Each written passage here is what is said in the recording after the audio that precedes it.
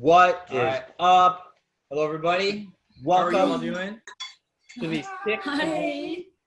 of Quarantine Cuisine, Quarantine Cuisine, round 6. round 6. The ribeye and wild mushrooms class. This one's going to be a lot of fun.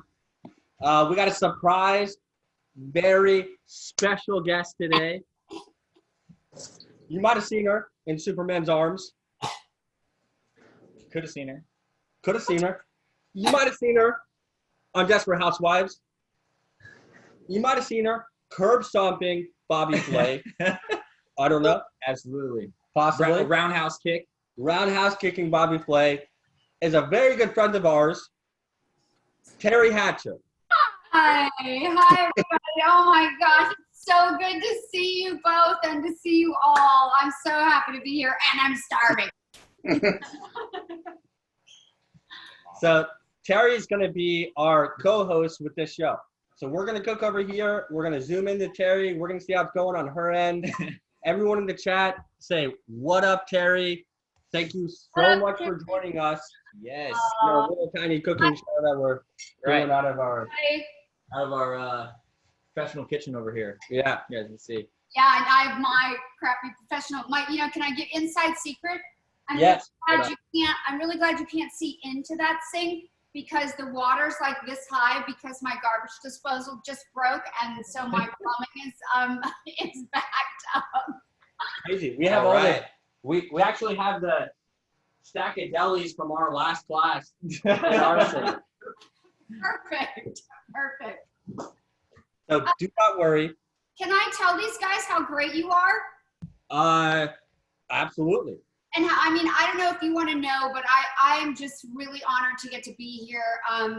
These two gentlemen I met at a fundraiser for No Kid Hungry up in San Francisco many months ago. And I could not leave this event without being the highest bidder on their Truffle Shuffle box, which included truffles and a truffle shaver and some truffle salt in their very beautiful embossed Truffle Shuffle box, but it also included a private cooking class like you all are getting to do right now. And I got to bring 4 of my friends to it, and we made truffle risotto and butternut squash puree, and we had the best evening. I actually am getting teary-eyed because, that was like one of the last times that I got to be in a big giant group of people, partying it up and eating great, amazing quality food and laughing, and community is everything. And I love you guys, and your company's amazing, and your products are amazing. And so that's the emotional part of the evening. Let's cook. Well, thank you so much, thanks, Terry. That honestly, that night was so cool. We got to cook with you. It was the last white truffles we got of the season. Yep. Right. And they were like unbelievable. Yeah. Then we had Rick from Hamilton there. Yeah. Oh my God, my friend Rick Serenaded us. Yes, while shaving the truffles. Yeah. Video of that. Oh my God, how amazing was that? There's a video somewhere, but basically we plated everything, and then I went and I shaved truffles, and each dish Rick sang an opera. It was like shaving truffles on the risotto. If you're fans, if you guys are interested in seeing that video, you have to let us know somehow. And if we get enough people that are curious about it, I will upload that to my account, and you guys can too, because it's pretty spectacular. Yeah. Amazing. Yeah, we'll find that. Oh, we will find it. I have it. Perfect. Yeah. Awesome. So Terry, we saw you busted your box out. Yeah. We're gonna bust our box out. We're gonna open ours up. Cool. So you guys, right? I know it seems like we've been doing this for years.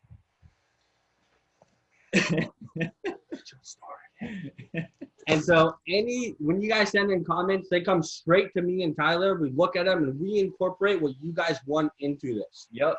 And so you guys asked for more direct instructions. Mm-hmm. And we gave it to you. Ah. So the first instruction is open the instructions. There you go.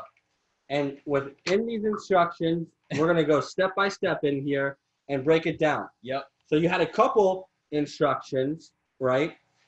That you get the box, you put the items in the fridge, right? Check that email. You got the details, how to get into class. You guys got into class, so amazing. And then one of the instructions was make sure you take your steak and have it resting. So we've had this box.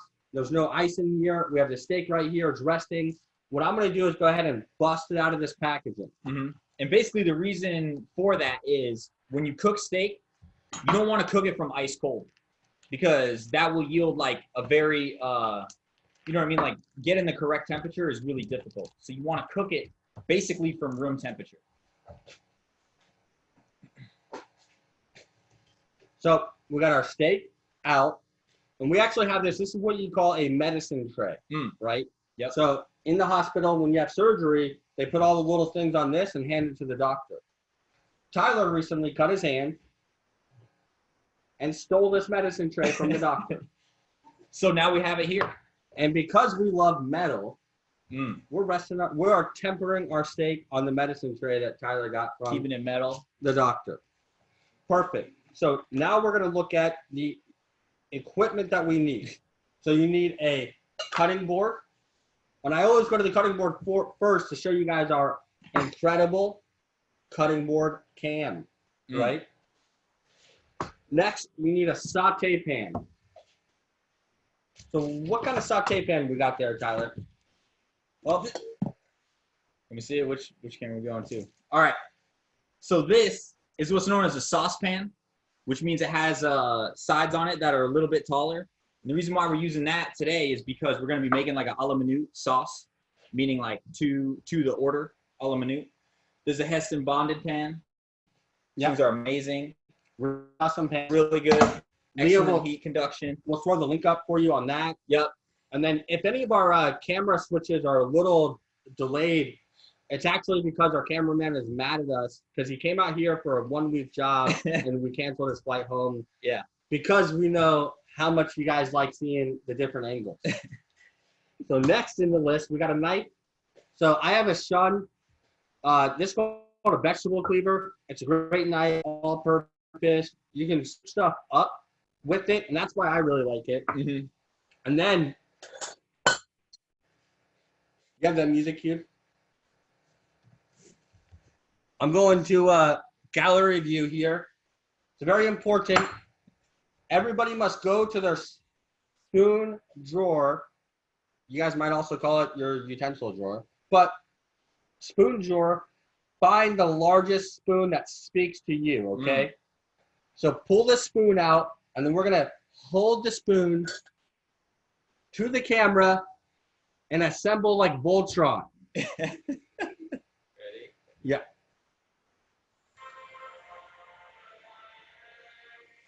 Look at that. Forming like Voltron. Look at Teri's spoon. Let's zoom in on Teri there. Ready? Yes. Amazing. You guys will see these spoons are like the key part of this recipe. These are going to be Very your important. base spoons. Yeah, basting spoon. Basting spoons. Yep. And that is from Transformers theme song. That's actually a cool technique. Tyler, you want to show them how you can flip the spoon into Oh the man, pan? let's see if I still got it. All right. Very So we're going to go to important this camera up here real quick, okay? And we'll get to cooking, guys, okay? So this is a chef trick. Tyler's going to try to flip that spoon into that bang. Right, so when you finish putting the dish, right, you put it on the pass, Be you got like cool. 10 on the pass, and then Oh. go at I'm gonna try. I usually don't ever get it, but. All right, that one made it in there. Look, here's the spoon that I just threw in there right there. Okay, all right, next camera. Perfect. There you go. I was gonna say, Max, wherever you are, don't hate me. All right, chef. Sorry. Perfect. So now we got the equipment out, and then Yep. we're gonna pull the ingredients out of this box. So we got some beautiful mushrooms here. Yep. So we got 3 different kinds of mushrooms we gave you guys. Some stunning maitakes, some oysters, some morel mushrooms. We got some morel mushrooms. Yeah, these are coming from Oregon. Blonde morel mushrooms from Oregon. We got that truffle salt. Mmm. We got some truffle carpaccio. Carpaccio. And Summer truffle. We're just taking all this and putting it on a little tray to have to cook with. Yep. We got our garlic and thyme. We got some Madeira. And when we get to cooking with Madeira, Sarah is actually going to talk to you guys about Madeira. Yeah. We got a canola oil. We use canola oil instead of olive oil here because you want high heat, low flavor. And then we got butter. For basting. Yeah. Basting and flavoring purposes. Questions, Jason? Perfect. Am I allowed to ask questions? Absolutely. Yes, please. Oh, I didn't want to interrupt because at one point I was muted, so I didn't know if you wanted me to talk or not. Anyway. No, Teri, go ahead. It's just that we're a bunch of chefs and we just figured out what Zoom was. We just Oh, okay. No, but I don't want to. Yeah, I don't want to talk. But that's that question about high heat. Are there any other? I know that you guys sent us canola oil in our kit, but are there any other high heat oils that we could use if we didn't have that? Yeah, grapeseed oil is the best. Is one of the best high heat oils. Grapeseed and canola. Yep. Okay. Are very, very close. In terms of high heat, no flavor or aroma. Yeah. And again, when we say high heat, it's about like the smoke point of the oil. And so you basically can heat it up to a point where it doesn't taste bad. And so like canola, grapeseed, you can get them wicked hot without them tasting bad. I want to get the whole audience to be able to go, thanks, chef, or yes, chef. Like we should know. I want to get the chef. Yeah. Okay. Yes. Yeah, that's a good one. Let's do it. And so, Sabrina has some questions about Madeira. Sarah will be able to talk about that later. And next, we're very fortunate. We have Snake River Farms here on the call that is a producer of these incredible ribeyes. They're coming out of Boise, Idaho. And we're going to invite them on and have them talk about the beef real quick for you guys.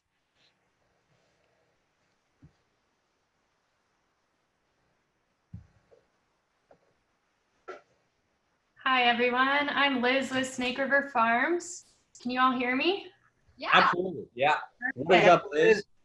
Hi, guys. So we're here out of Boise, Idaho. The beef you're trying is actually our Double R Ranch brand beef. So this is going to be a hand-selected premium USDA choice beef. We're working with some great family ranchers throughout the Northwest to kind of raise these cattle, and they do such a great job. Their animals are #1 priority for them, especially now during this time. It's great to be able to support those guys. But yeah, so this beef that you're having, it's going to be a really great quality, has nice marbling. That marbling is that internal fat that you see within the steak. As you cook it, it's going to melt, and that's really what's going to release a good flavor in your steak. So like I said, we've been producing that Double R Ranch beef for about 50 years now, so been around for a little while, and I think our folks know what they're doing, and it comes out in the quality. So hope you guys enjoy, and let me know if you have questions along the way. We do sell that beef online, and it can ship straight to your door. So snakeriverfarms.com. You can find Double R Ranch beef as well as our American Wagyu beef if you want to up the ante a little and try something decadent and delightful. So have fun today. Thanks, Liz. Awesome. Thank you so much, Liz. Yeah, thanks, Liz. And so to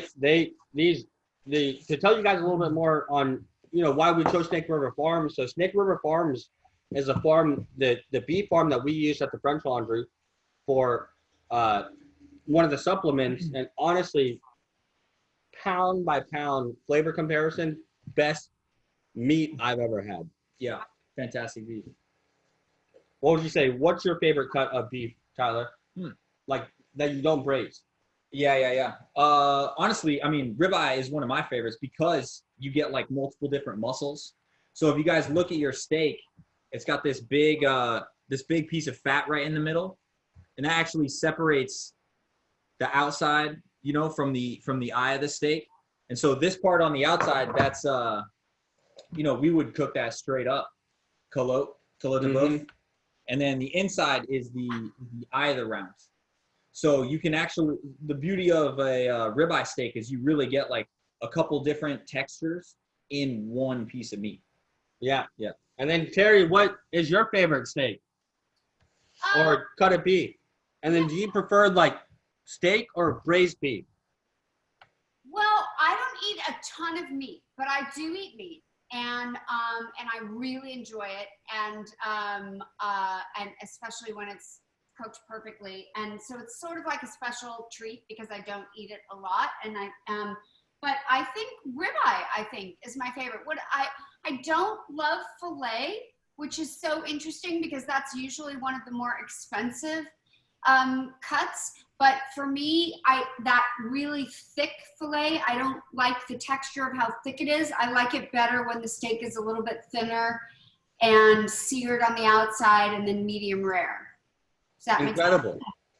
Well, what's very exciting about why we felt we could make an awesome class out of cooking ribeye and mushrooms is we're actually going to take a technique out of a book called On Food and Cooking.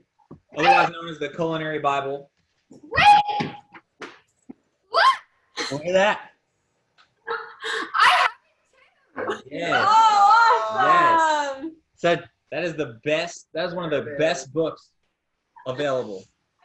I just got cred right now. Like you guys just said, this is the book, and I have this book. Yay! yeah, Teri, if you send that to us, we'll have Harold McGee sign it for you. Oh my God, that would be so amazing. That is the kind of autograph I want. Oh, Yeah, let's do it. thank you. so we actually had Harold with us on the Wagyu class that we did. So we chatted, and Yeah. you want to pull that section out there? Sarah bookmarked it. Yeah. And so, crazy enough, you know, I mean, it's totally crazy. We're friends with Teri Hatcher and Harold McGee. We're very thankful. Yeah. He You came guys over. are He both actually awesome. came over. Yeah, so We we got like threw the Hail Mary and invited him over. And then he came over. We made him like fava bean agnolotti with asparagus. and to explain to you guys, Harold McGee is, and I asked him, I was like, you know, he is like a chef hero. Yeah. Right? He's the guy that truly put together this book on food and cooking, what did he say, 15 years ago? Yeah. And him putting this book together in the culinary world changed it where chefs started thinking outside the box in terms of, do I want to learn a recipe or do I want to learn a culinary technique? Right. And so what we're going to do today is teach you guys the culinary technique straight out of On Food and Cooking on how to cook a steak. And what he was telling us is that, I was like, so did you cook 1,000 steaks? And he said that back in the day, in the 90s, they put together a simulation on how many times you flip a steak. Steak cooking software. Yeah. So it was pretty cool just to hear him talk about that. Do you want to talk about kind of what they talk about in here? Yeah, well, basically, and so the thing is, so we're going to cook the steak with you guys, and we're going to use the sort of the technique that we use at the restaurant, which, you know, a lot of home chefs or a lot of chefs just like don't really know, which is frequent flipping of the steak. And so, you know, when you have that perfectly cooked steak, it's that edge to edge temperature. It's like, it's really, when you use this technique, you can really just nail that temperature. And I can say, you know, like my story as a young cook, you know, being in New York back in the day, working the meat station, you know, getting kicked around every single night, having to cook all these steaks and trying to figure out, you know, like how can I cook the correct steak, not get roasted by the chef every night. Consulting Harold McGee was literally like consulting the Oracle. Yep. You know, it was like, hey, I have this question. Harold McGee has the answer. Harold McGee had the answer. He has the answer, chef. And so, yeah. Well, we got one question. Joe wants to know what restaurant that we cooked at together. That you and I cooked that together? Yeah. Yeah. So we cooked up at the French Laundry, which is a restaurant up in Yountville. Oh, just the French Laundry, you know, just the French, you know, some little restaurant, some little. And then you were cooking in New York before, right? Yeah, I was cooking at a restaurant. It's not open anymore, but a restaurant called Dovetail. The chef's name is John Frazier. He's amazing. He's got a few restaurants now. You guys should check it out if anyone's in New York. Nice. Yeah. So what is Harold's advice on cooking a steak? Yeah, so basically, there's a couple different ways to cook a steak. There's one where you just sear it on two sides or grill it on two sides, whatever it is, and then you finish it, meaning bring it up to temp in the oven. But then Harold McGee's way of doing it is basically frequently flipping the meat, and you never put it in the oven, so basically you nail that temperature. So this is what it says out of the book. Aids to successful grilling and frying, warm meat, and frequent flips. So because grilling and frying involves high heat, they tend to overcook the outer portions of the meat while the interior. Oh my gosh. This overcooking can be minimized in two ways. One, pre-warming the meat, which we're doing right now by tempering the meat. Yeah, which we put in the instructions for you guys. Which are in the instructions. And then second, flipping it frequently. And so basically, the warmer the meat starts out, the less time it takes to cook through. So the less time the outer layers are exposed to heat. So you won't get that gray, you know? And so basically he says, you know, you can bring them up to room temperature by immersing them in water, or you can take them out like we instructed to do. And then basically when you flip the meat consistently, the meat A, cooks faster, and B, cooks more evenly. So that is page 156, Terry. If you are looking to follow along over there. Yeah, 156. Yeah, 156. And so that the whole like notion of if you sear a steak, does it keep the juices in? It actually doesn't. Right. But with this method, right, what it does is creates this incredible crust and perfect mid-rare. And so that's On Food and Cooking by Harold McGee. So awesome. So you want to show them how we do it, Tyler? Let's do it. Let's get at it. Perfect. So first and foremost, we're going to cut the mushrooms, right? And so one thing we didn't go over in the equipment list, but I know you guys have, is you want to grab 2 bowls, right? 2 kind of big bowls, and you're going to fill them with warm water. So Terry, are you a fan of morels? I'm a fan of every mushroom. If I could sleep in a mushroom bed, I would do it. If I could wear a mushroom suit all day, every day, I would do it. Right. I could put mushrooms in every meal of every day, which I try to do. Would you like to show us your little mushroom there? Wouldn't it be funny if after all that I picked up the one behind you? What? Stuffed one. Oh, this one! This is what kind of mushroom I am. This guy lives in my kitchen. I'll tell you a secret. I bought him to go in my daughter's Easter basket years ago. And then as I was putting the Easter basket together, you know, because the Easter bunny sometimes needs help, I just was like, we fell in love, didn't we? Yes, we did. And I just couldn't give it to her. So I kept him, and he lives in my kitchen. I like him. Yeah, co-host. That's awesome. That's our 4th co-host. Yep. So, By the way, I'm gonna start cutting the morels, and basically, what we're gonna do is show you guys how to clean these. And so, we didn't know if we could get morels, and so we got morels for everybody. Yeah. Right. Morels are like I mean, I don't know what you guys think, but to me, it's truffles, right? Which are carving in their own category. So we got you guys truffles, and then you have porcinis, and then you have morels. So porcinis are not in season, but morels are, and we bought all of the morels that were foraged, right? And so we got enough. We're able to get in your guys' packages at the last minute. And so what we're going to do is teach you guys how to wash them. And first and foremost, we're just going to cut that end off there. You guys see that? So you just want to cut that end off. That's going to go to our mushroom stockpile. And then basically just to talk about these morels real quick, and the reason why we honestly don't have the bowls in the recipe is because I got on the phone with our mushroom guy up in Medford, Oregon, and we didn't even know last week that we were going to have these beautiful mushrooms, because pretty much they need rain, and then after the rain they start popping out of the ground. And so morels can potentially get dirty because they have this kind of outside. You see that, Brett? So because they have that kind of honeycomb texture on the outside, it can catch a good amount of sediment. And so that's why we're going to wash these mushrooms, but the maitakes and the oysters are pretty clean. So we don't need to wash those guys. Mm-mm. And so we just kind of divvy them up. Big ones, if they're big, you just got a couple. If they're little, a little bit more. And so what do you think? Should we show them how to wash those first? Yeah, definitely. So what I'm going to do is we're going to fill up these 2 bowls with warm water.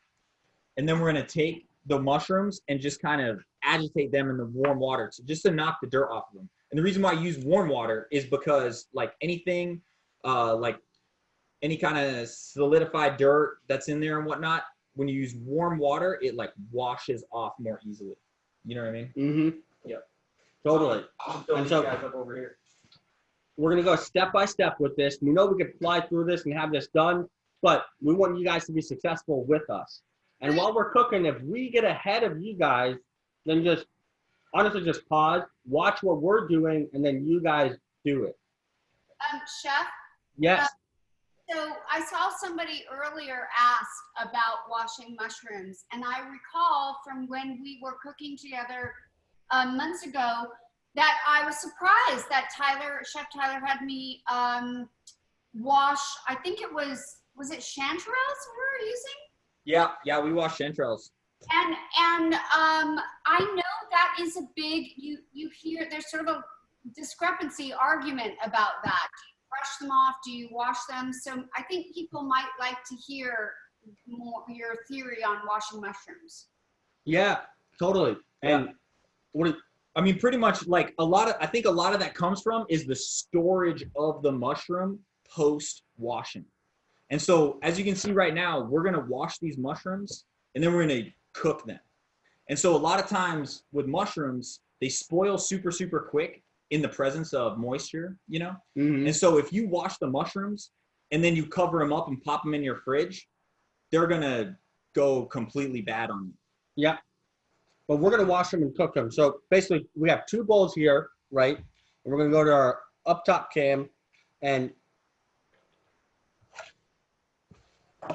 give you guys a good close-up of that. And so essentially what I'm doing is just agitating these mushrooms in warm water. And then I'm keeping my hands big, right? Not keeping my fingers together, right?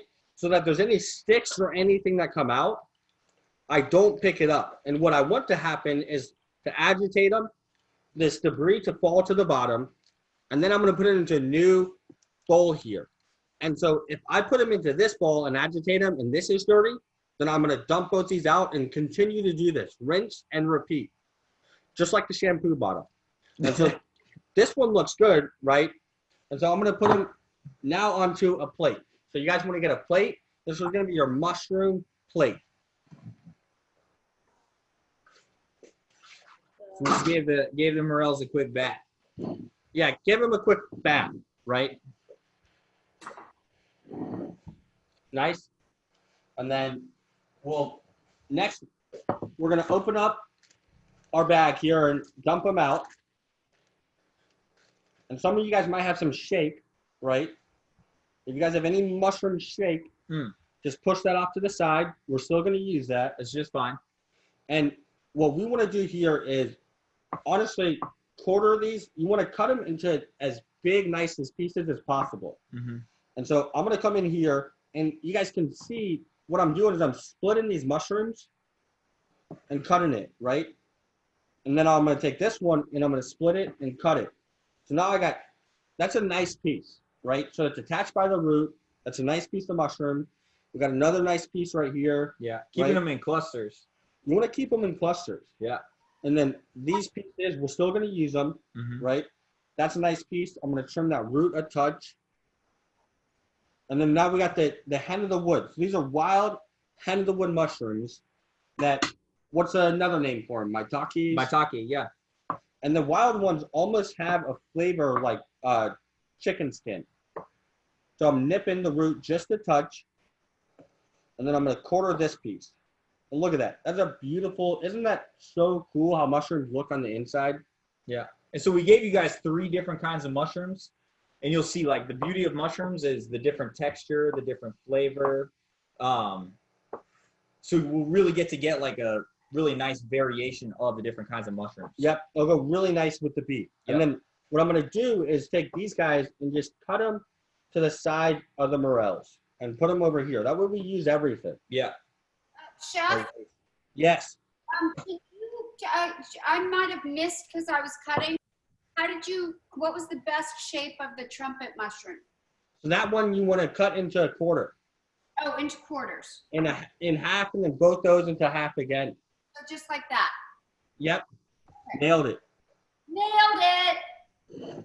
So you guys want to see our little mushroom plate there? Ba-boom. Incredible. So Teri, what is one of your favorite pans to cook with? Everyone has kind of that pan they love. Well, I love cast iron. I actually do a lot in cast iron. I don't know. Let me see. Oh, this pan. This is one of my favorites. I don't know who this is. This is a Denmark pan. I don't know why it's my favorite. I think because it's nonstick.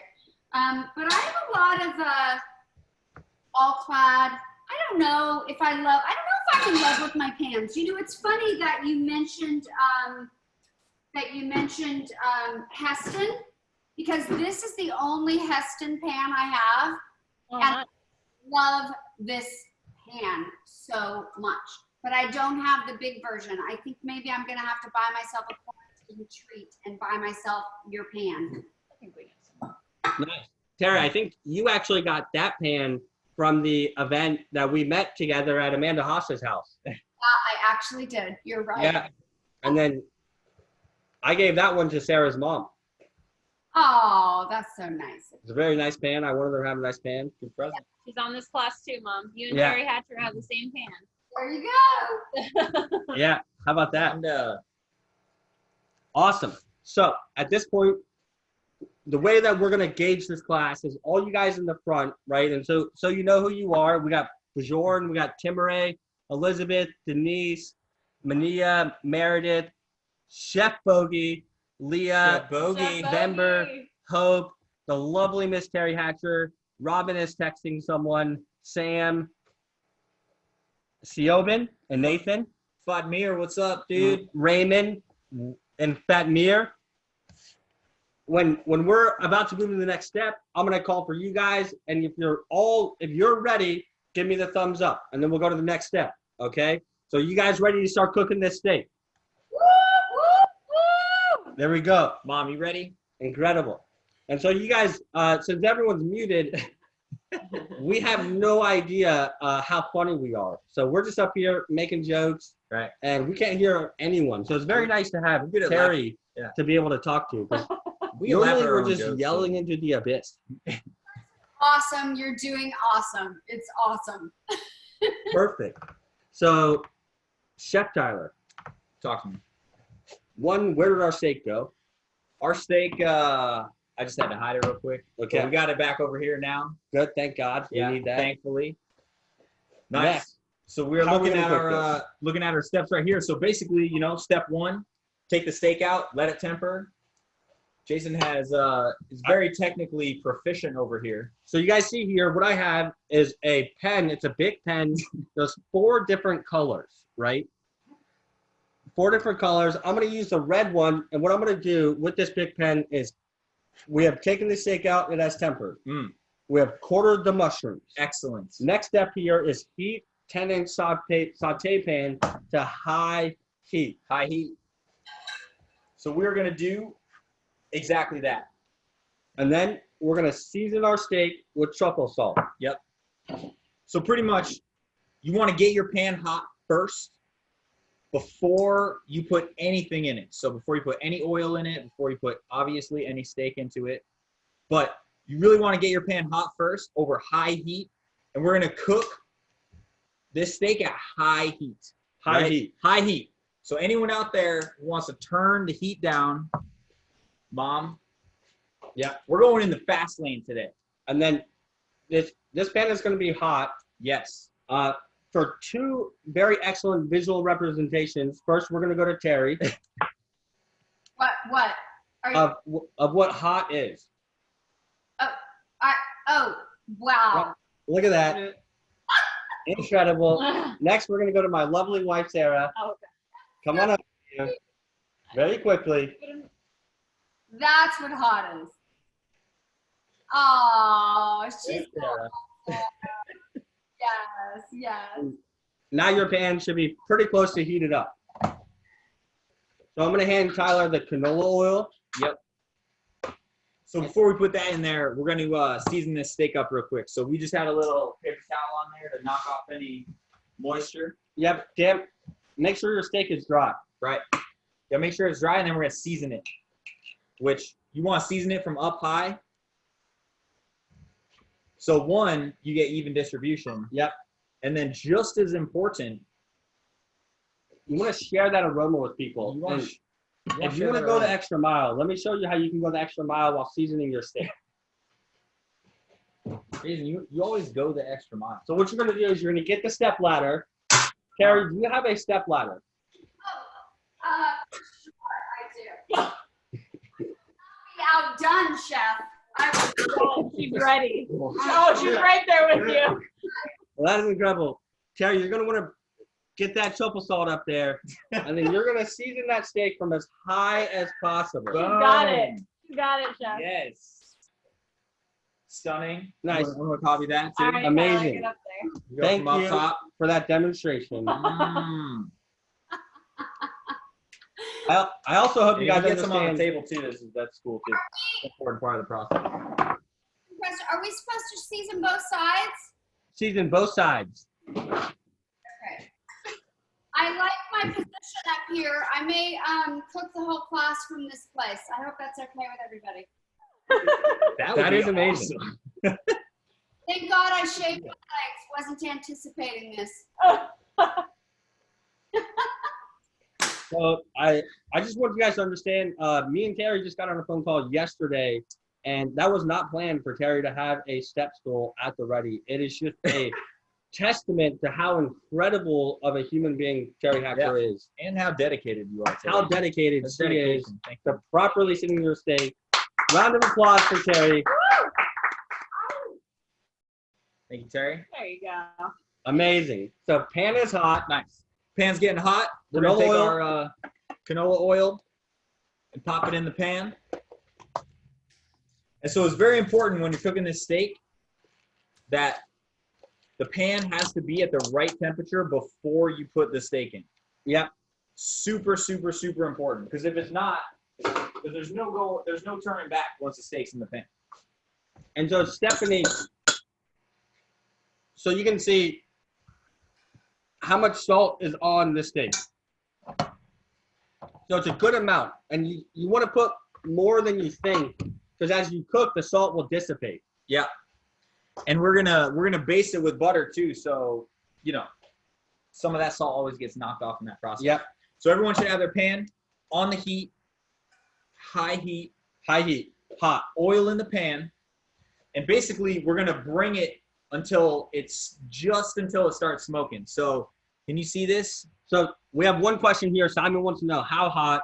Simon, could you please click on Teri's screen, and that will give you an excellent representation of how hot that pan should be.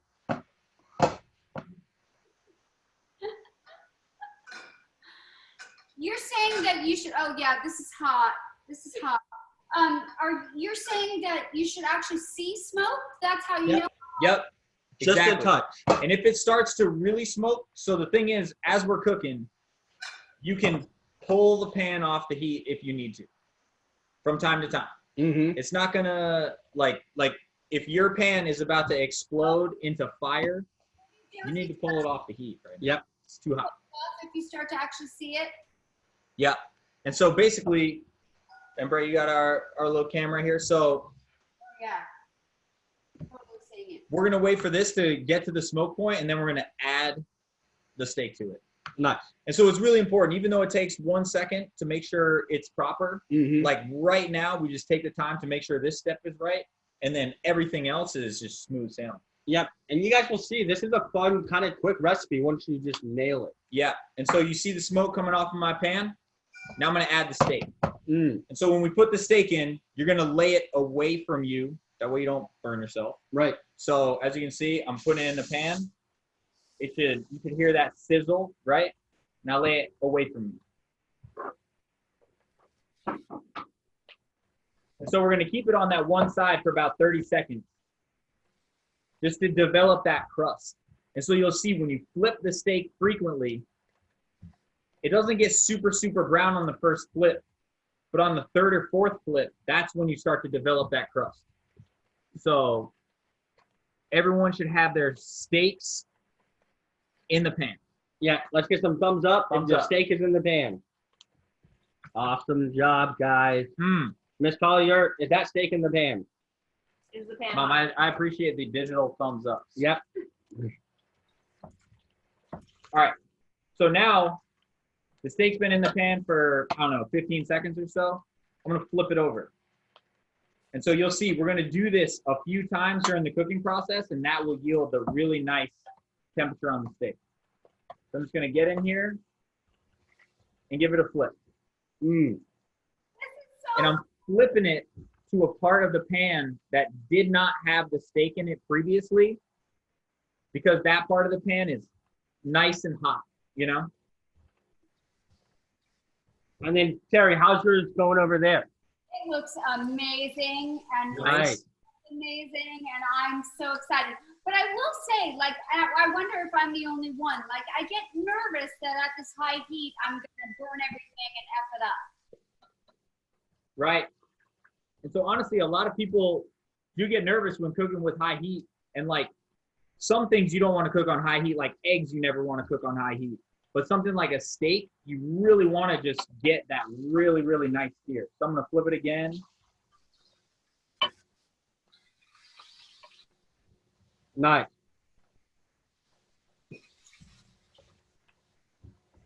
And the high heat, it's just kind of part of it. You got to be able to get that Maillard reaction. You got to be able to cook the steak on hot. Yeah. And so it's going to get smoky. You're going to have to open up your windows. Yeah. But you'll see, right? You just do this with Tyler. And if you're scared or just not ready, just watch how Tyler does it. And then you can go into the recipe. Yeah.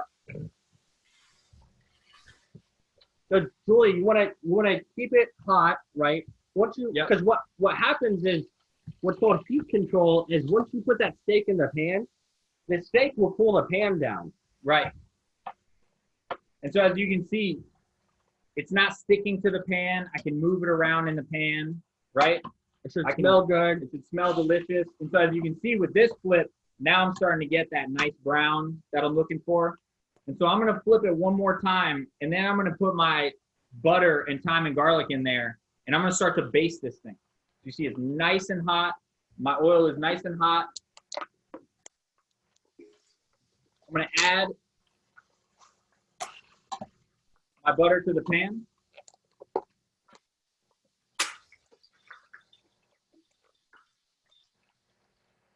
And so what you guys will see and what makes this sauce is the oil and the fat that comes out of the steak is all in there. Yeah. And so if you guys see this garlic, right, what you want to do is put it on the calendar, right, WWE style, body slam it with the palm of your hand. Very important that you really just smash it. And so the garlic is going with the butter, the thyme goes over the steak. Yeah, and so as you can see, the butter is nice and foamy, right? The garlic, I'm getting the garlic flavor in that butter. And now I'm just gonna pick that garlic up, put it on top of my steak, and I'm gonna baste it with that hot butter. How are we looking on that side, Teri? I think I'm doing it, Chef. I think you're very good with your instructions. I think I'm doing it. Good.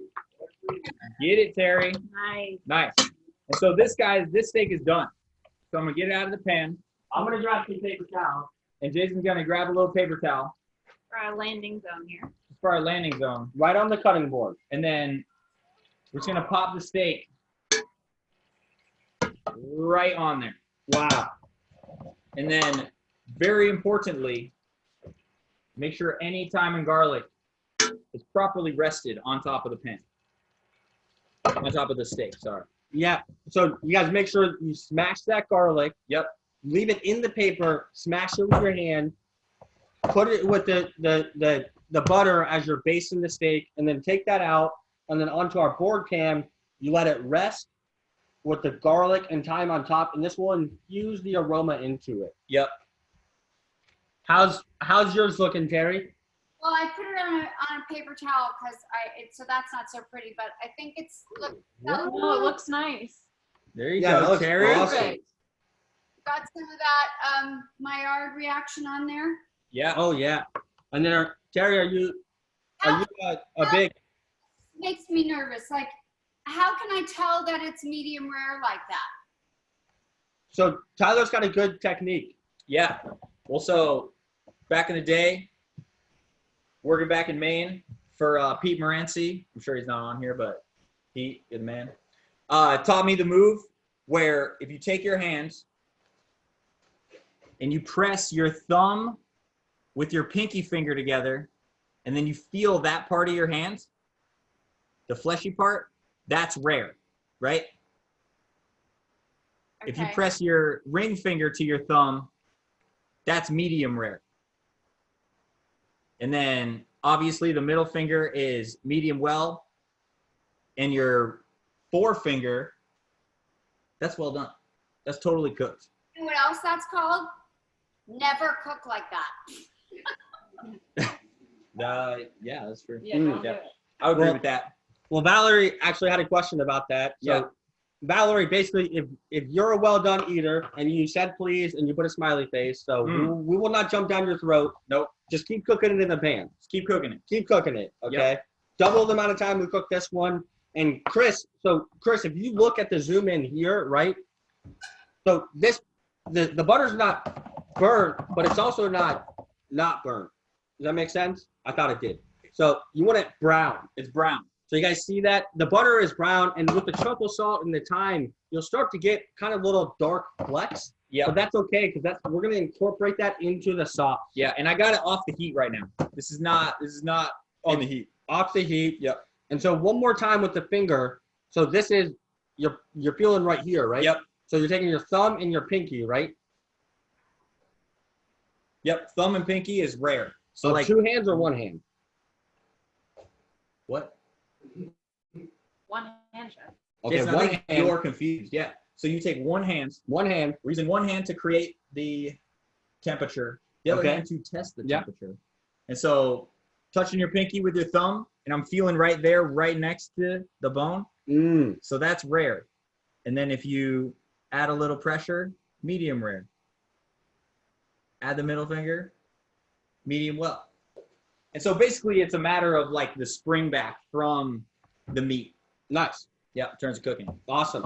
Yeah. And then it looks like Kendall, if your fire alarm's going off, just understand the fire alarm actually doesn't call a fire department. Yeah, You you're just keep good. cooking. Yeah. Don't worry about it. You don't. This is more important. Yeah, steak's Cool. more important. So stay here. I think the fire alarm is actually like an indication that your steak is cooking, right? Yeah. You're doing a good job. Yeah, that you're cooking at high heat. Awesome. Yeah. So Terry, are you ready to make this sauce with us? Totally ready to make the sauce. Beautiful. Let's do it. Are All you a sauce girl? Do you love sauce? You know, I'm actually more. I probably, if it was up to me, I would eat the steak right now. And in fact, it's taking about every ounce of willpower I have not to just dive in. 'Cause Nice. I don't. I respect that, but I bet you will really like this sauce too. Yeah. So pretty much we're gonna use all that beautiful butter and fat and all that we just cooked the steak in. And this is what we're gonna use to saute the mushrooms, right? So put the pan back on the heat. We're gonna go up to medium high this time. And then we're gonna wait. You wanna wait till the butter starts foaming. Yeah. And you'll see it. You'll be able to hear it. You'll be able to see it. And so while we're waiting for that, what we're going to do is pitch our next class. This is very important. It requires all of your attention, right? And so next week, we actually got booked out by a vineyard to do a private class in the afternoon. But because we love you guys, we decided to do a cheese and wine pairing class at 2. So we're partnering with Cowgirl Creamery to do a little like make it yourself cheese board, and then there'll be wine tasting notes along with it. We're going to be partnering with Occarello again. We'll have Chef Suzette back here, and it's going to be pretty awesome. So it'll be 2 different cheeses from Cowgirl Creamery, brown butter, truffle honey, almonds, rusted bakery crackers. And what's going to be really cool is it's all local producers. And so everyone's going to get to come on and chat about the different ways that they make their products. And so dairy producers are getting hammered right now. And so they have nowhere to sell their stuff. So we're reaching out to them to incorporate into what we're doing here to get it to you guys. Can I tell you a quick story about a cheese plate? So, you know, I'm isolating by myself. I'm alone, and I've been alone for all these weeks, but I've been doing a lot of Zoom game nights with some friends of mine. And so the other night I had a game night, and I made myself a gorgeous cheese platter with like olives and truffle and honey and quince and jam and different crackers and different cheeses. Wow. And the thing was, it was like, it made me feel good. It made, even though I was the only one eating it, like I was in this Zoom thing, and I just would encourage everybody to do that. We have to find the ways to make ourselves feel good in these moments, and also supporting these culinary artists is also good too. So cheese platters are awesome. Awesome. Thank you, Terry. Sure. Yeah, thanks, Terry. It'll be cool. It'll be really cool just to hear the different stories from everyone. And then we'll chat about how we make our truffle honey and Marshall's Farms, and we got a little documentary about them. Yeah, you guys can check out Spencer. The guy's a man. Yeah, incredible. Nice. Pan's hot. Pan's hot right now. And so what we're gonna do is just add the mushrooms to the pan. So again, we got our morels, our maitakes, our oysters, and we're just gonna pop them in there. And when you add them in there, you're gonna be sizzling. So you got to cook with all the senses, you know? You got to listen, you got to taste, you got to observe. And that's the only way you're going to actually learn how to cook, like, excellently. Yeah. By noticing all the little things. It's like, you know, we said on a different one, but like Ferdinand Pointe, one of the greatest chefs of all time, said, cooking is just a bunch of little things done well. Fat. Terry, what's one of your just like favorite dishes? To cook or just to eat? Or To cook. oh, to cook. Oh my God. Wow. Like, it's like when somebody asks me what's a good song. I'm like, I don't know any songs. I cook all the time, but I'm like panicked. I don't even remember what I cooked yesterday. Like, seriously, honestly, I do cook a lot of mushrooms. Actually, I know what I made. I made for myself the other night. I had chanterelle mushrooms that I sauteed in ghee and olive oil. And then once those were done, I took them out, and then I did 5 beautiful shrimp in that oil. And then I put that over some linguine with a little Parmesan, and it was fantastic. Nice. That sounds awesome. Yeah, it sounds delicious. All right, so as you can see, we're gonna start like shaking the pan around a little bit. And so I haven't added any salt. And the reason why you don't want to add salt is because mushrooms are 90% water, right? And so the second you start adding salt, it's gonna start drawing the water out of that mushroom. And so what we want to do is just get a light caramelization, a light browning of the mushrooms, which we have now achieved. Yep, this will help build the flavor for the sauce. We're building the flavor. So now we're just gonna season with a little bit of salt. And don't put too much in right now because there's a little bit of salt that came off of the steak during the basting process. Jeff, are we using truffle salt here? Yep, absolutely. Because what other salt is there? None that's important. There's kosher salt. It's kosher salt, but for this recipe we're doing so we got our mushrooms in there. They're nice and caramelized, looking absolutely beautiful. And now, yeah. Are you ready for it, Jason?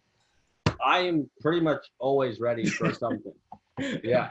We're gonna put the Madeira in the pan. And then before you do that, very important, if you are a smoker or if you have a smoking friend, around, possibly. You're going to call them up. Ian will take you to the same. Ian.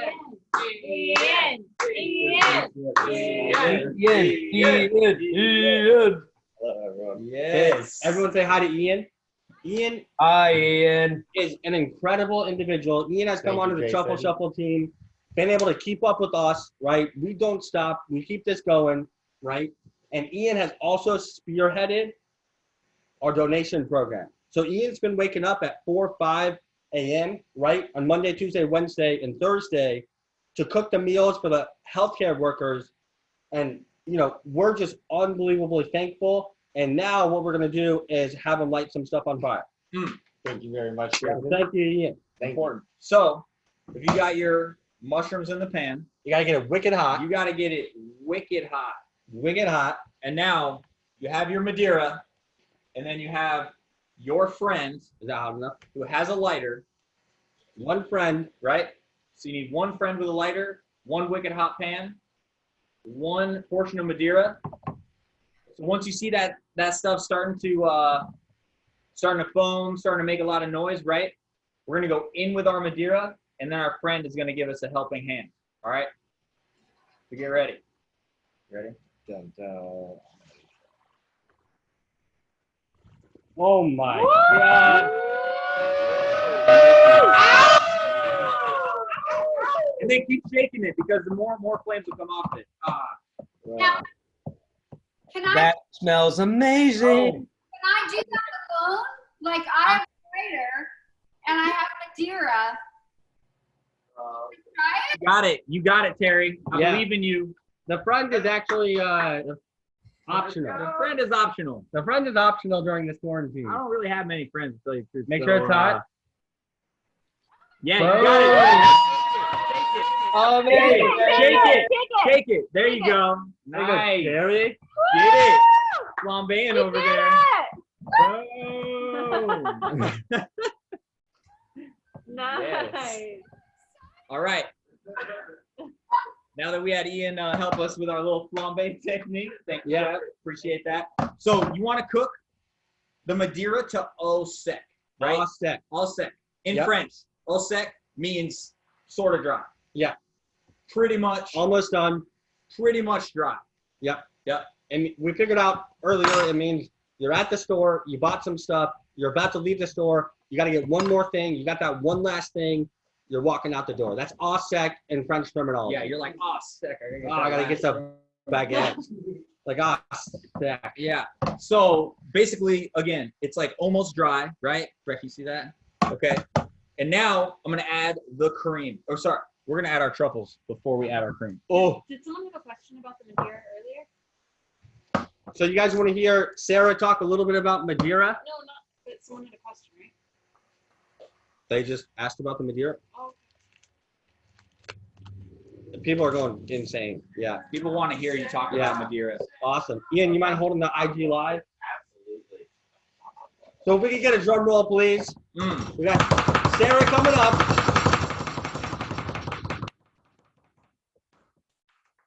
Welcome, Sarah. What's up, Sarah? What's up? We've been meaning to get you to come up here. Yeah, I know. It's been too long. Hi, everyone. Okay, so Madeira is I'll turn interesting this enough. off. Sure. So it's an interesting ingredient. You can cook with it. Obviously, you can drink with it.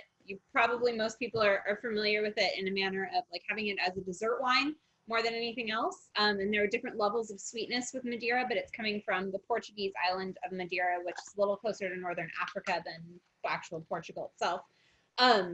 But when when European settlers were coming over to the New World, and during that time and colonizing, what's now the East Coast, basically Portugal had sent over some of their wine that they had made to try to sell it in the New World. And what had happened is when it reached the settlers, they decided they did not enjoy Portuguese wine. They were used to drinking like Bordeaux and Sauternes and things from France, and just really didn't have the liking for it. And so what had happened is it was sent back over to Madeira. And so having taken 2 trips on the ship and the wine was heating up in barrels in the hull of the ship each time, the wine essentially cooked by the time it got back to the island of Madeira. And so over that time, it created all these like really rich kind of nutty caramelized flavors and developed into something totally its own and very different. And so nowadays, Madeira isn't making 2 trips across the ocean in order to create one batch, but what it does is they're in these large attics that are exposed to the sun. So the grapes are harvested and it's processed as normal, and it ends up being a fortified wine that's actually cooked for about 10 years. So the grapes are totally transformative, and it's something that you can drink. Like you can to this day drink Madeira that's 100 years old, and it'll just the characteristics in that wine will just get richer and deeper, and really complex, and it's an exciting thing. So if you see really old Madeira on a list and you haven't had it before as a dessert wine, it's something definitely worth trying. Nice. But in this case, we're putting it towards our sauce, and it's just going to add that like nutty, earthy flavor. Awesome.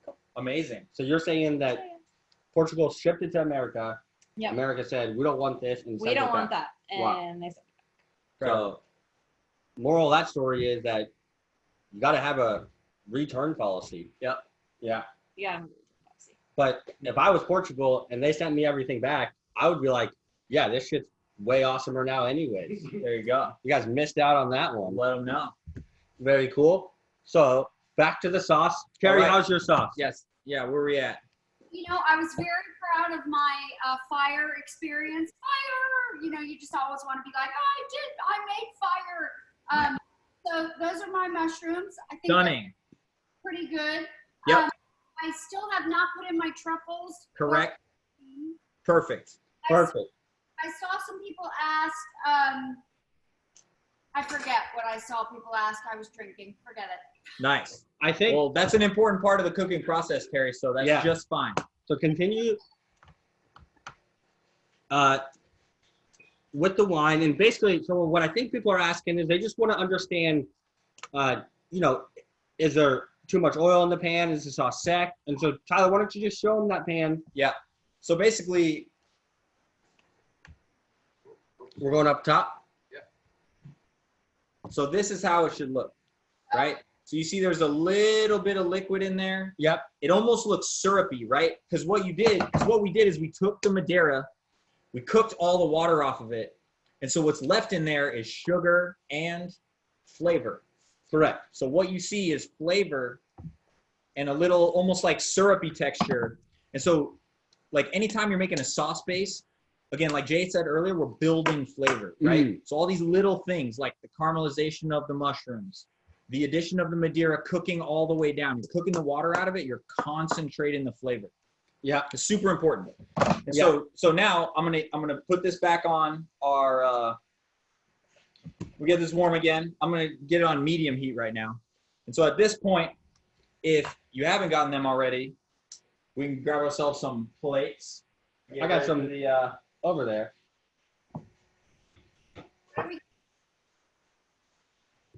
And while Jay's grabbing the plates, basically I'm gonna add my truffles to this sauce over here. We're gonna take all of this summer truffle carpaccio. So summer truffles are one of those products where you really want to cook them. So like black truffles or white truffles, you can shave raw on top of the dish, and then the residual heat of that dish will warm them up enough to where they taste like really, really delicious. And summer truffles are nice like that, but when you cook them like this, that's when you really bring out like the full character of the summer truffle. So we're just warming them up with the mushrooms. You guys can probably smell it over there. It smells absolutely delicious. That's amazing. Can I just say, like, I just feel like I am in my own personal 5-star restaurant right now, and I'm kind of freaking out. So There that's you go. That's because you are, Teri. That's because you are, Teri. you are. So now we're gonna add our cream. The chef, maitre d', server, and guest, Busser, dishwasher. yeah, of that restaurant. Yeah. So you guys see Tyler's got the cream in here. So you put all the cream in, and then, can you really see right there? So basically, as you can see with my sauce, right? You looking at it? Perfect.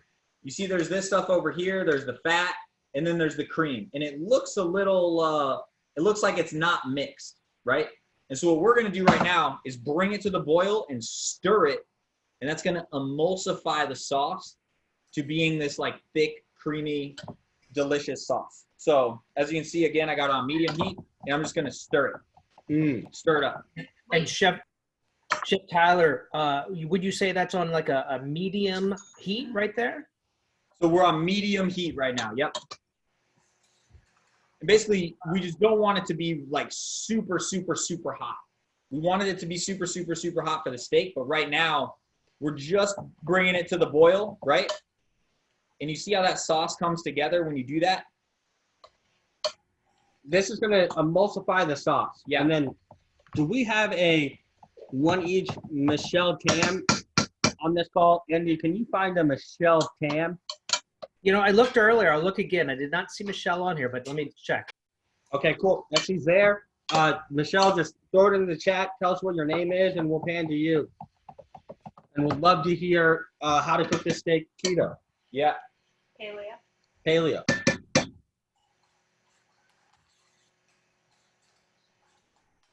Nice. So right now, I got the cream in there, and I'm gonna take it off the heat now. So you guys can see the cream has reduced just a little bit. It's emulsified. It's brought the sauce together. It's beautiful. And another way that you can check this, and I know we've kind of gone over this at different classes or whatever, but the way you check is you coat the back of a spoon, right? And then you draw your finger through it, right? So again, coat the back of a spoon, finger through it. That's nappe, which nappe mean again, Jay? I was trying to think of something like nappe is like it's happening, napping. I couldn't get anything. So. Means it's done. That whole thing I said about not wanting sauce, this is a sauce that I would eat. Like, I actually want to get in the bathtub with this sauce. Like this. Yeah. Yeah.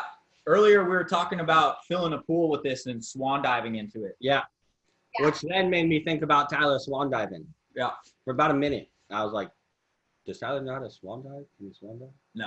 In Maine, we don't swan dive. Yeah. We just cannonballs. But then one time we did go camping, and there was a pool. Remember that? Yep. That was pretty cool. Yeah. Aww. That's pretty fun. All right, back to the sauce. All right. Cannonball. Come on, guys. So now we got to taste, right? Taste. That's good, but we need more salt in there. Yeah. And so the truffle salt has mushroom powder, truffles, and then beautiful Balinese sea salt. So you can use it almost as a seasoning, not just a salty component. Yeah. And so I'm adding just a touch more salt.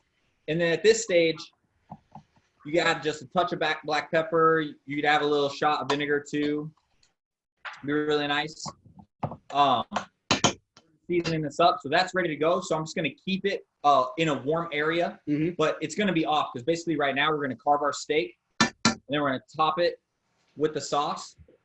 So Chef, we've had a couple of people ask us, all right, so the steak has gotten a little cool. How can we reheat this steak to bring it up to temp before we sauce it? Yeah, if you want to reheat the steak up, we can pop it in the oven real quick. You know, you can just really quick pop it in the oven, get it warm again.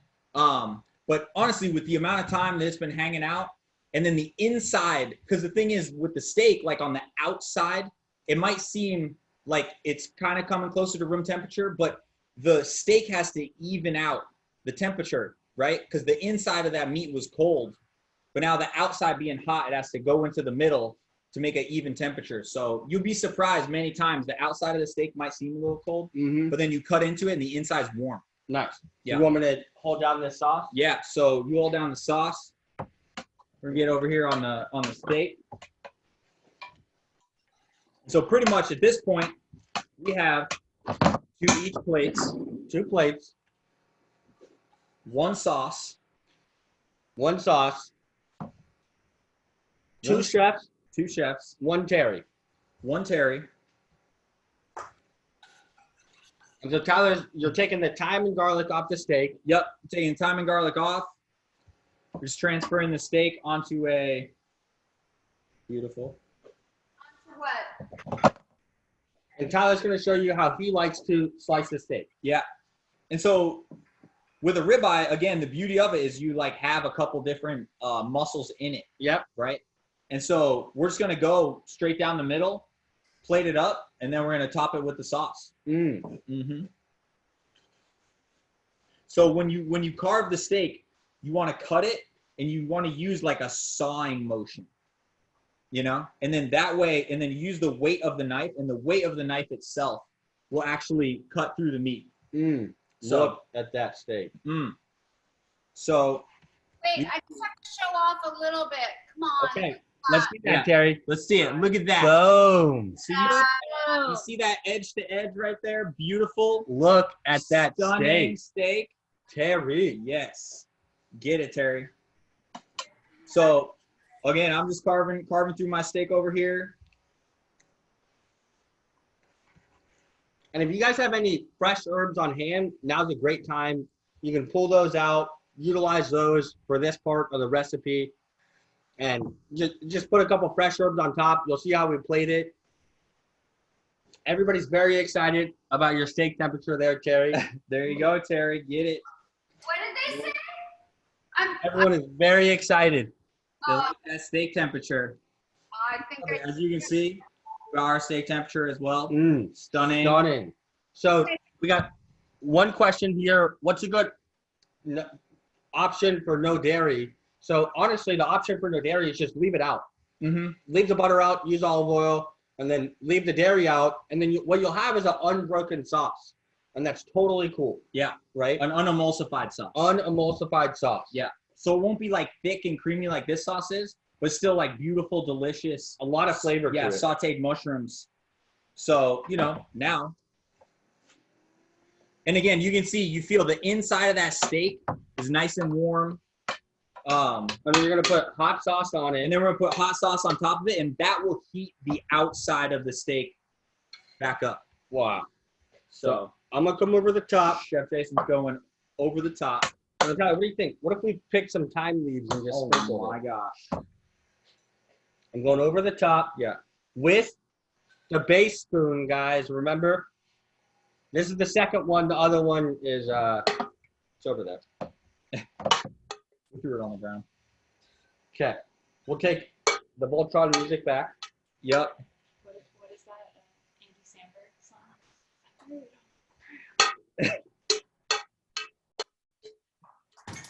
There you go. And so I'm putting our sauce on top, right?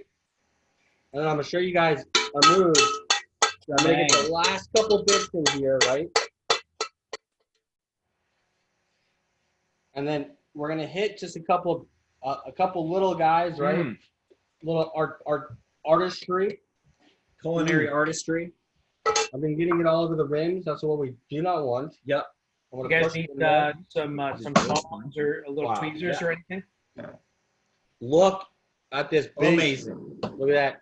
Get that one over there. Le boeuf. We'll take up top cam. Bam.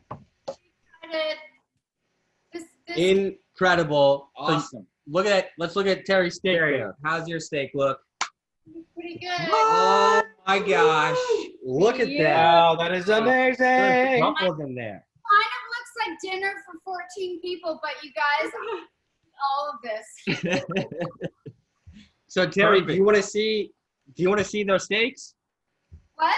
You want to see all the steaks everyone made? Yes, I want to see everything. Yes. All right, put them up to the cameras, guys. Let's see it. Let's see those dishes. Sam, Wow. Boom. nailing it. Look at that. Sam, awesome job. Wow. Nick. All right. Baked potato. Nice baked potato, Denise. Mom, look at that. There you go. She crushes that baked potato. Oh, there's Bob too. Bob Mania, Christina.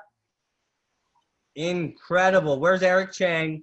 Oh my gosh. Look at Nick. Stephanie, Nice. nailing it. Looking good. Beautiful. Nice to have you back. Oh, I love that shot. Ray Vorse. Oh What's man, up? Dad, there you go. There That's we go. Tyler's Yes. Killing it with that steak. Awesome job. Amazing. And then, Terry, Yeah. will you help me wish Audrey a happy birthday? Absolutely. They're on this call. Happy birthday from me and Terry. Thank you guys so much for cooking with us. Yes. I hope everything turned out perfect for today and the rest of the year. So let's see. Ann Farley, nice job. I just want Nailing it. Look at that. Look at that. Nice. Yes. Awesome. Dad, that steak looks great. Teresa. That looks What? awesome. Look at that. That's the one with the tequila, Perfect. right? Beautiful. very Look good. at those Nice asparagus. Leia, Stunning. welcome back. Stunning. So nice to have you again. Yep. Awesome. Oh, and then we just missed one. She's even. Oh, it's Whoa. gone. Dang. Oh. That was quick. Meredith. All right, Meredith. That's awesome. And then there's one with a kid. Tammy. Oh no. Oh, Uh-oh. bye-bye, Tammy. Greg, look at that baked potato. Wow, that nice carve on that. Yeah. Greg. All right, Tammy, put it up there. Hey Yeah, guys, look at that. It What's looks up, man? Awesome great. job, guys. Nice. Look at that steak. Nailing Thank you it. guys for joining. Mr. Tobin, Joseph Tobin, how's that steak? Senor Tobin. Boom. Awesome job. Thank you for cooking with us. Oh my God, so great. We have Rhonda Rundle here with her camera on. Yeah. We got Latoya out there too. Yeah, Where's she at? Latoya should be there too. Latoya, where are you?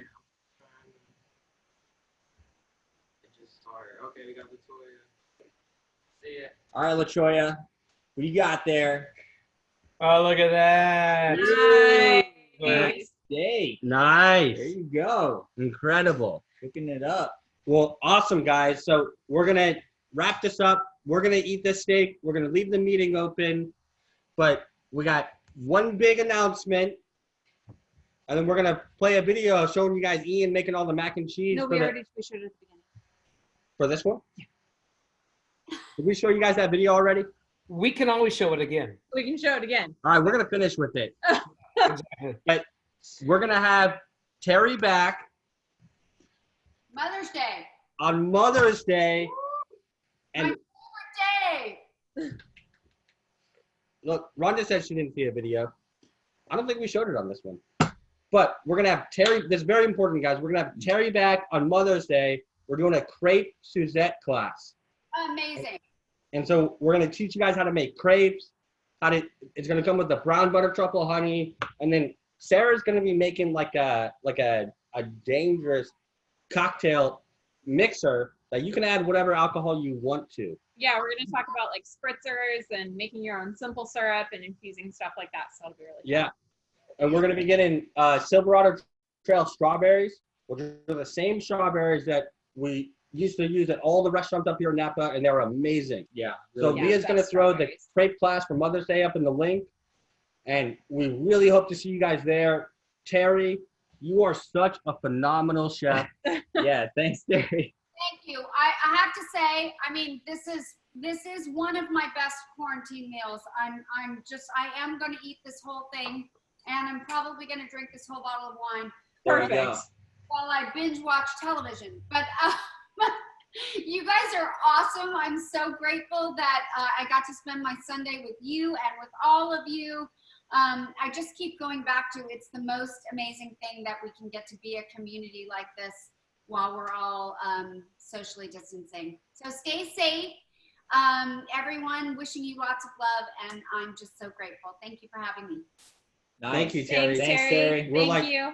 You know, this is incredible. And Teri coming on the show is going to allow us to donate even more meals this week. So just thank you so much.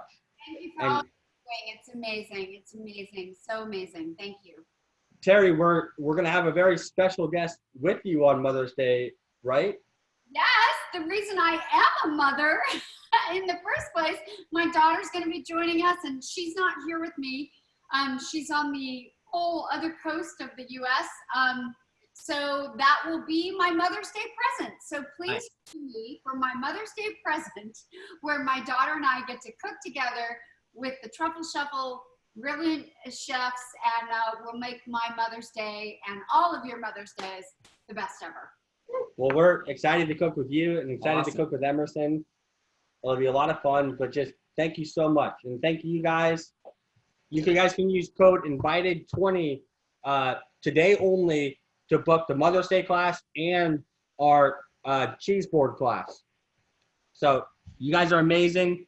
And then before you hop off, after Mother's Day, you guys tell us, type it in the chat, do you want a ravioli class or do you guys want the mac and cheese class again? Do you want a fresh pasta ravioli class or do you want the mac and cheese class again?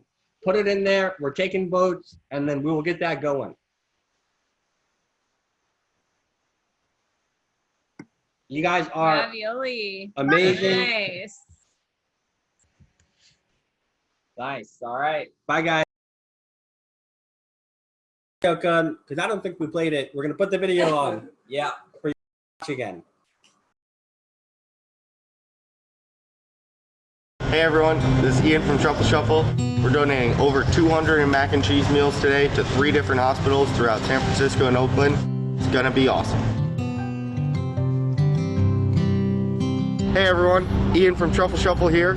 We're at Highlands Hospital in Oakland. We just donated a bunch of mac and cheese to all these helpers out here. Truffle Shuffle! We're here at Zuckerberg General Hospital today. We just donated about 100 meals worth of mac and cheese to all the hardworking people. Truffle Shuffle! We're here at UCSF. We just donated another 75 mac and cheese to these guys. Everyone, again, super appreciated, just as we are. Truffle Shuffle! Thank you, Truffle Shuffle! Hey everyone.